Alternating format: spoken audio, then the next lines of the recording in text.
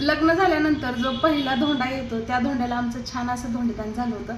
त्यावेळेस आपलं YouTube channel नव्हतं, तर सोन्याची अंगठी घातली होती जावायला, परत जेवायला भांडे 5 मला चांदीचे देवसुद्धा दिले होते, पितळाचं ताट, परत तांब्याचं ताट, छोट्या छोट्या आरत्या. आता ते सध्या गावाकडे आहेत. जावायला ओवाळायचं असतं सासूनं, आणि एकच सण असतो की सासूने जावायला ओवाळायचं असतं.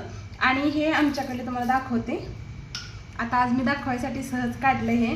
तर हे ना 33 धोंडे असतात, चांदीचे 32 आणि एक ना सोन्याचा. तर हे माझे धोंडे आहेत बरं का, माझ्या पहिल्या धोंडेदानमध्ये दिलेले. हे बघा, त्यावेळेस आपलं यूट्यूब चॅनल नव्हतं, तर हे असे धोंडे आमच्याकडे देतात. आपण ते अनारसे 33 पुरणाचे धोंडे किंवा खोबरं खव्याचे जे तुम्हाला करायचं आहे, सोबत हे धोंडे सुद्धा असतात. तर हे माझे धोंडे आहेत पहिल्या धोंडेदानचे.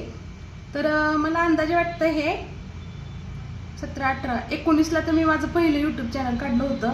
तर अंदाजे हे 18 मधलं असावं, कारण आमचं लग्न 16 मध्ये झालं. 17 किंवा 18 समोर तर 7-8 महिन्याचा होता, म्हणजे अंदाजे हे 18 मधलंच आहे बरं का. मला सध्या आठवत नाही, पण हे धोंडे असे आमच्याकडे देतात. तर तुमच्याकडे असे धोंडे